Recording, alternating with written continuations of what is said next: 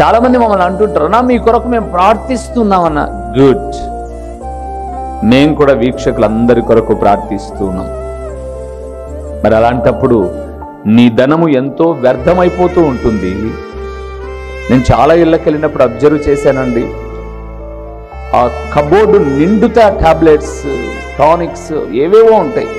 ఏమంటే ఇవన్నీ వాడతారా? లేదు. ఎప్పుడో ఏదో బలహీనత వచ్చింది, కొన్నారు, 2 రోజులు వాడారు, 10 రోజులకు రాసిచ్చారు, మిగతా 7 రోజులవి గూట్లోనే ఉన్నాయి. అలాంటి ఎంతో ధనం వృధా అయిపోతున్నప్పుడు, దైవజనుడా, నోటి మాట కన్నా ఇదిగో ఈ 100 రూపాయలు నీకు పరిచర్యలో ఉపయోగపడితే, దేవుని సేవలో దీనిని ఉపయోగిస్తే, ఒక ఆత్మకు 2 మాటలైనా చేరగలిగితే మేము ఈ పనిలో పాలిభాగస్థులమైనట్లే కదా అని క్రియ చూపుట చాలా ముఖ్యం.